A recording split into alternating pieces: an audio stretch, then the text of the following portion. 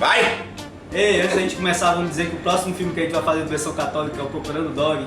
E é como Só que ele não dá o nome, vai ser o Procurando Dog. A mulher que tá obrigando nós a assistir, vai todo mundo, ó. Assistir. Eu vou não, tu vai. Ei, mas eles só otário, né, com nós. E aí, católico, vocês já assistiram o Ritual?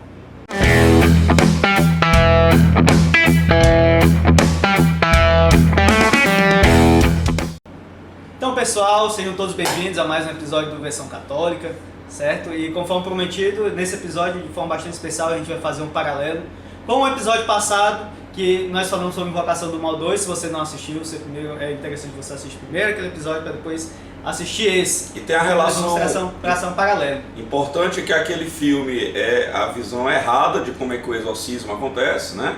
E esse filme é considerado um dos filmes mais fidedignos, né? Mais corretos em relação a como se processa o exorcismo. Sim, esse filme, ele na verdade surgiu de um livro, né? De 2011, e ele é baseado em fatos reais. Ele não é totalmente estruturado no relato do padre, né?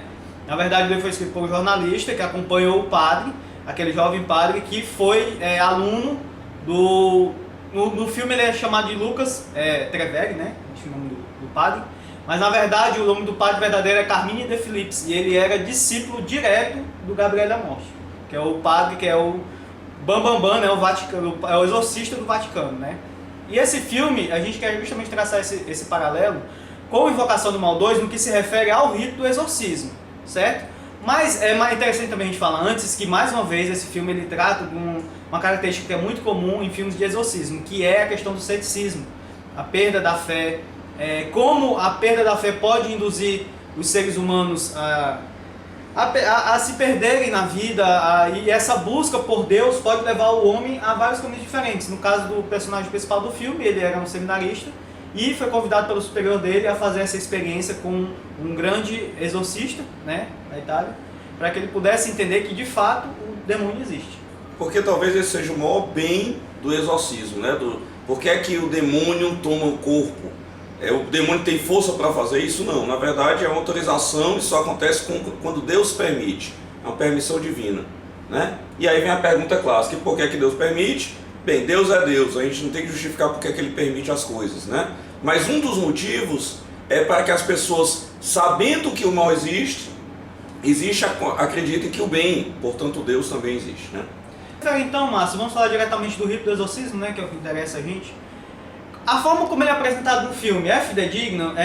O exorcismo ele pode ser feito em uma sessão, em várias? Como é que é isso? Isso que é bacana, porque o filme começa, né? A primeira cena de exorcismo que acontece exatamente o padre levando, né, vamos dizer assim, o discípulo dele para ver um ritual, né? E o ritual de exorcismo é uma terapia, pessoal. É um processo terapêutico. Normalmente são terapias que levam ali em torno de 1 hora, uma sessão, como se fosse uma terapia mesmo, né? Normal, e ali não existe aquela coisa fabulosa, extraordinária acontecendo sempre, né? Os padres até dizem que muitas vezes os leigos que acompanham o padre sentem um certo cansaço, porque é uma coisa meio morgada. O demônio fica ali dentro do corpo da pessoa, né? Tomando o corpo, falando pelo corpo da pessoa. A pessoa está em transe, ela não está consciente, tá certo? Porque o demônio tomou o corpo dela, tirou o livre-arbítrio dela e assumiu o corpo dela. Esse é um dos motivos porque não existe possessão com alma boa, né?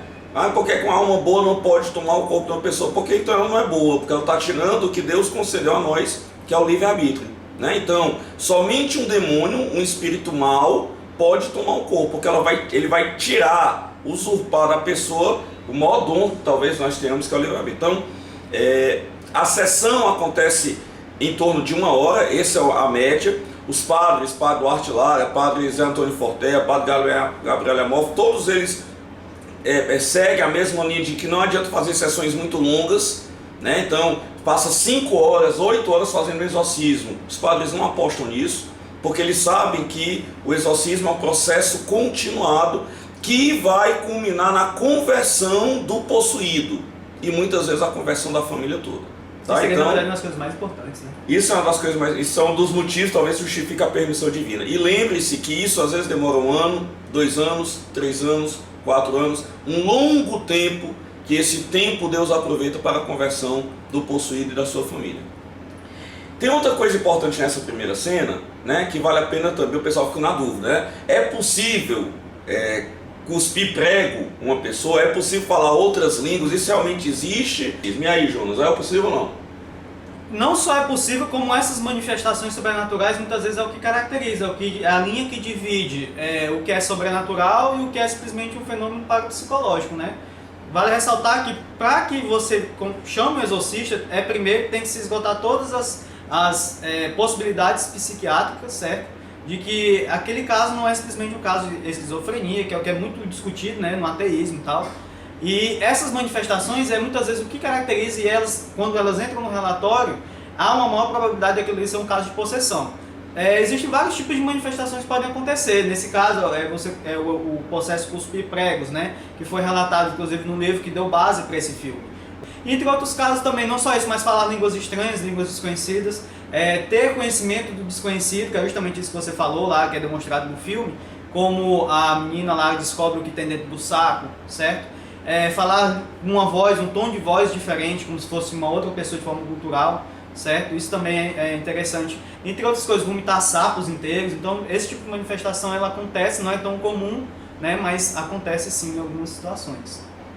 Tá, Jonas, e a outra questão que o pessoal pergunta muito é a questão de que se todo possuído tem que sair voando, né? A galera acha que o cabai vira um Superman, voa, levita, né? Todo possesso levita? Essa é uma pergunta que a galera normalmente tem, essa dúvida.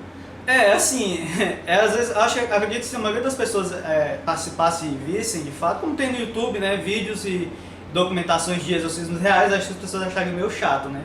Porque essas coisas de o demônio levitar, virar cadeira, virar crucifixo e tal, isso é o tipo de coisa que é um estágio muito avançado de ação sobrenatural. Na verdade, o que acontece, isso é muito raro de acontecer. Tanto é que grandes exorcistas, como o padre Gabriel Amorf também, relatam uma ou duas vezes, acho que uma vez na vida, uma vez, de 70 mil exorcismos que ele fez, que o demônio levitou, né? Agora sim, uma coisa que as pessoas sempre têm essa curiosidade, às vezes a gente fez até chamadas no vídeo passado, é a questão do qual a importância do padre que está fazendo exorcismo saber o nome do demônio. Processo. Quando você sabe o nome, está muito próximo de o exorcismo acabar. E é muito comum também que o demônio, nesse ponto, ele diga qual é o dia que ele vai sair.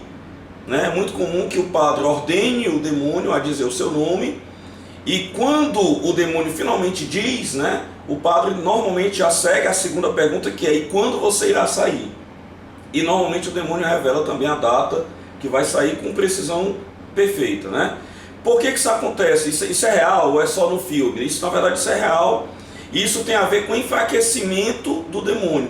A gente acabou de falar que é uma terapia. Qual é o objetivo da terapia? Numa terapia com um psicólogo, o objetivo, vamos dizer assim, é fortalecer, né, as suas virtudes, as coisas positivas que tem em você, né? Numa terapia desse tipo, você, a pessoa que está possessa, né?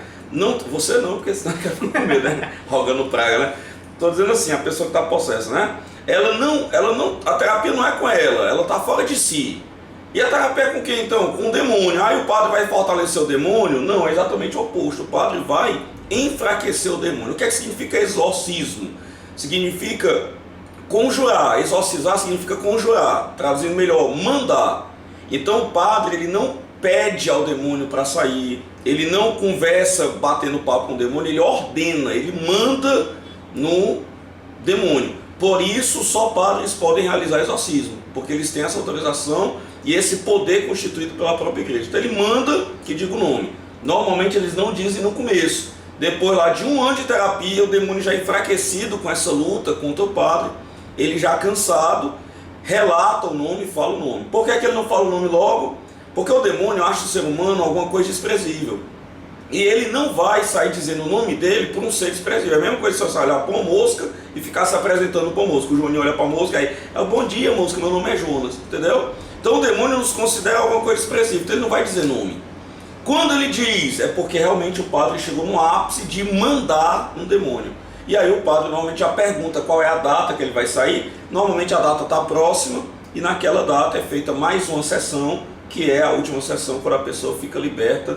Então, na verdade, só em resumindo em poucas palavras, na verdade, o demônio falar o nome é uma consequência, né? Não é tipo uma palavra mágica, como no Invocação do Mal 2, que a mulher descobre o nome do demônio, aí é igual o Gandalf, né, lá nos Seus Anéis, You shall not pass! Fala assim.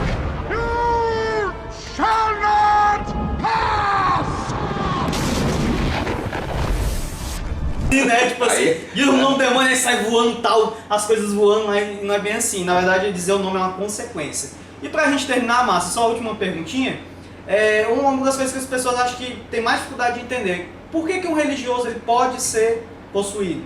o padre foi, né, no filme. O padre que faz o exorcismo, que ensinou tudo ao outro, né, vai e é tomado o corpo dele também, né. Isso acontece, existem relatos de padres que pediram para que o demônio deixasse o corpo da vítima, né, da pessoa, mesmo que ele tivesse que vir, né, o demônio tomasse o corpo do padre. Isso já aconteceu, existem relatos disso. O padre Gabriel Amor fala casos desse tipo. E na verdade, ali no filme, aí é uma liberdade, né, de interpretação nossa, sempre tem uma consequência de uma possessão. Deus tira frutos bons daquilo que nós só vemos mal, né? Então, o padre foi possesso, todo mundo fica triste, né? Ah, mas ele lutou tanto contra o demônio e no final o demônio acabou tomando o corpo dele. Só que imagina que tem uma consequência imediata fantástica.